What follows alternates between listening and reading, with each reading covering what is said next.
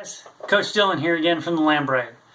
Lambright's not open yet, so we're still working out from home. So here's a new circuit routine for you to get that heart rate up and burn some calories. Here we go.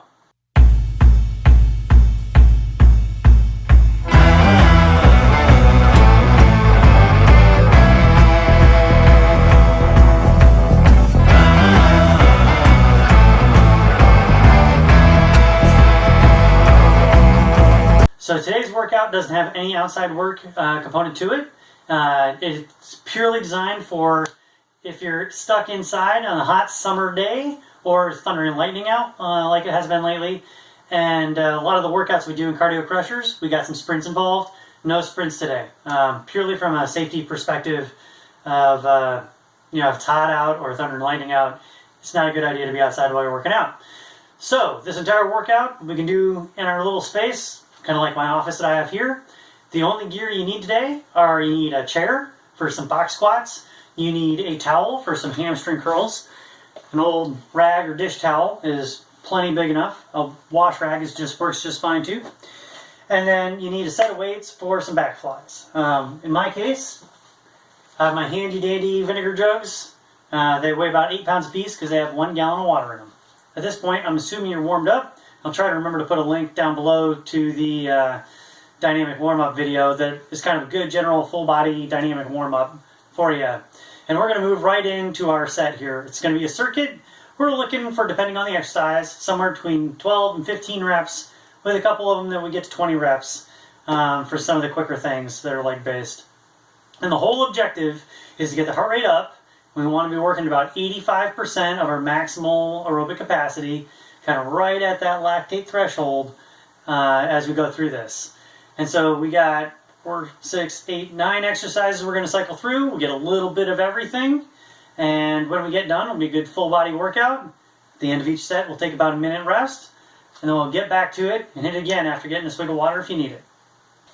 So the first exercise we have today are squat jumps. And we're putting this first so that one, we're fresh enough after each recovery, that we have good mechanics on it because it's more ballistic, it's a little more dangerous on impact. Make sure you have good mechanics. And it also involves the biggest muscle group so we can get that heart rate elevated again and keep that heart rate up for the whole workout because we want to get as many heartbeats in as possible in however many sets we're going through.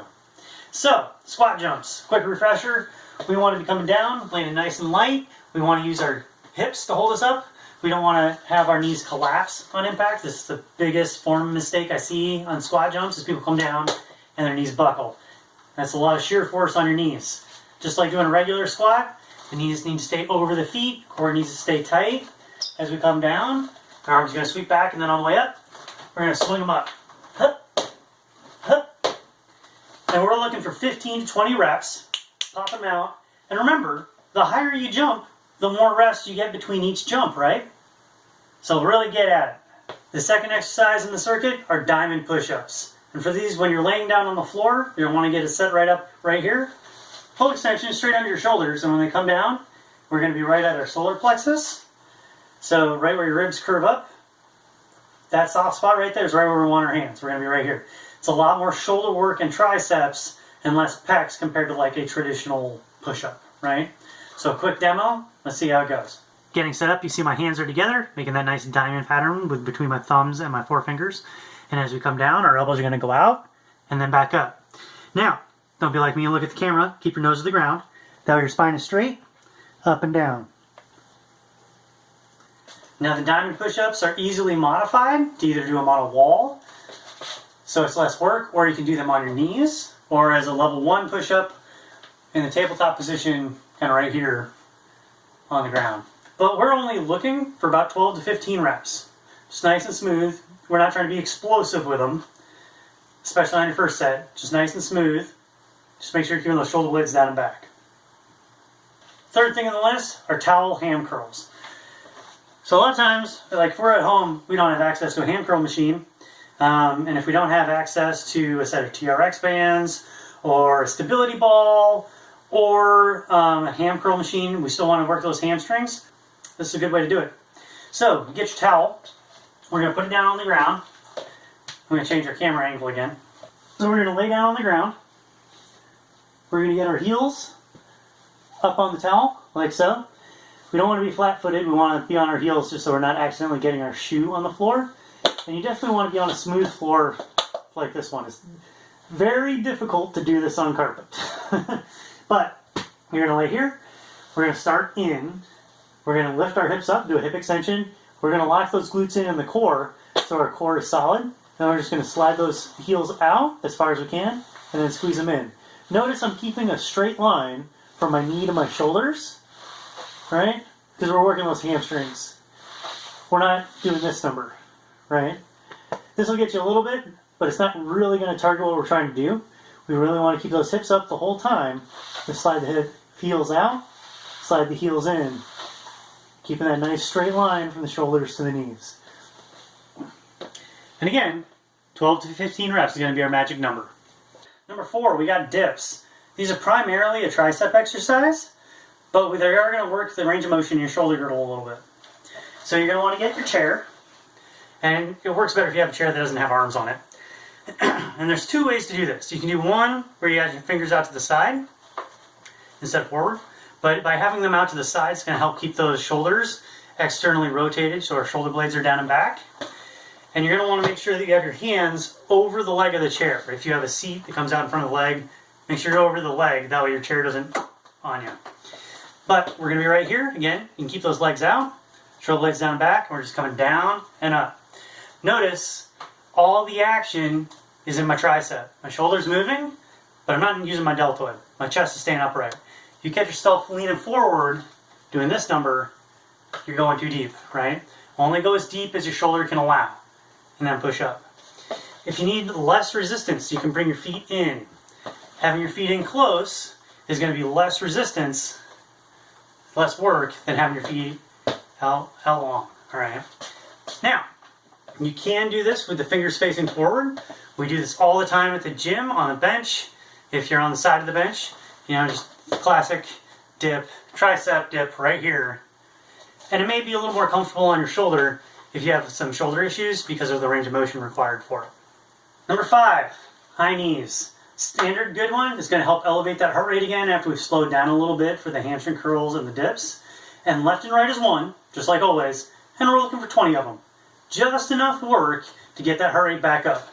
Keeping the core tight, bringing that heel up under your butt, keeping those toes up. You notice when I'm here, I'm not here. You don't want the toe down and accidentally to land on it. It's a good way to sprain your ankle, get a dancer's fracture. Did it one time when I was in college. It was not comfortable. Keep those toes up so you land on the ball of your foot. It'll also help with the impact. Make sure your calf is absorbing the impact if that toe is up. If you're landing on the ball of your foot and then putting an eccentric load on your calf, it's going to put a lot of strain on the calf as opposed to having it fully stretched already and using that stretch reflex to pop right back up on the next one. Oblique crunches. We're going to be down on the floor again. Notice we're getting up and down a lot today. So for our oblique crunches, we're going to get in our standard crunch position.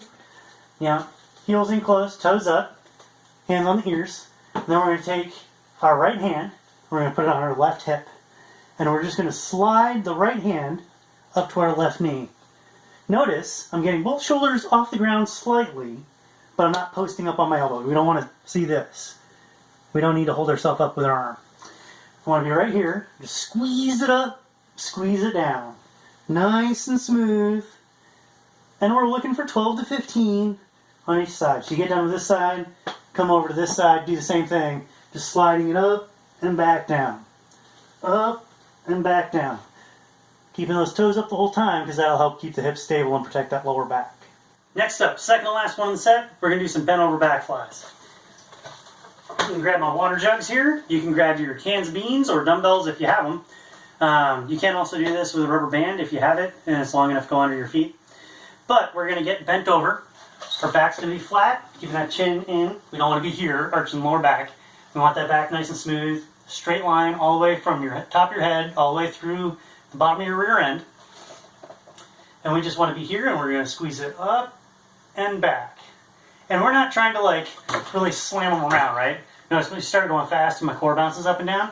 We just want to squeeze it up and down. We want to keep that core stable. And we're looking for 12 to 15 reps. Obviously, this is one of those ones where you can get more reps in, depending on the weights you have. A lot of times when we're working out at home, if you only have 8 pounds in each hand and you're a strong guy, for instance, one of the guys who normally comes to cardio crushers, Josh, he's a power lifter. It's going to take him a lot of reps to get the same amount of work in using 8-pound water jugs, even with his arms fully extended, than it would if he was at the gym using 30-pound dumbbells, right? So use your head, don't get greedy with these. Last thing in the circuit are going to be single leg box squats. We're looking for 12 to 15 on each leg, and you can use a chair as your box, all right? You don't need anything fancy. You don't need one of those plyo boxes that we have at the gym. Just use one of your dining room chairs. If you need something that's a little shallower, you can get a smaller stair or a stool. Or if you need something that's a little taller, you can use the arm of your couch. Doesn't matter. The point is just to have a target, okay? And if you're really good, you can just now use the box and just do a full-on pistol squat all the way up and down. But most of us, starting, if you've never done one of these before, start with a box, because we're going to be learning some mechanics. It's good to mix in something new to work on the mechanics of something every now and again. That you're not doing a whole workout that's all new stuff, where you're working here and getting your brain to talk to your legs and your arms more so than actually getting your work at it. So the way we do these single leg squats is you just hold one leg out in front of you, and we're just going to squat down and up. If we're on the box, it's going to look something like this. You're going to stick one leg out in front of you, and we're just going to reach back just enough to touch, and then squeeze right back up through the heel, right? If you find you're having a hard time balancing, go ahead and grab one of your water jugs, and believe it or not, it'll actually make it easier to have a couple extra pounds. You can move your center of gravity, so you can be here, come down, and back up. Notice I'm not putting my weight on the chair, right? I'm just using it as a target to reach for. We don't want to just sit in the chair. We don't want to go plop and then lean all the way forward and use that momentum to get us up, pushing through the toe. We want to push through the heel the whole time. Hold on with the toes, but we want to be pushing through the heel just like doing a normal squat all the way up and down. And again, we're looking for 12 to 15 reps on each leg. We'll run through that as many times as we can get in 30 to 45 minutes. I guarantee you'll be getting a great workout. Till next time, train smart.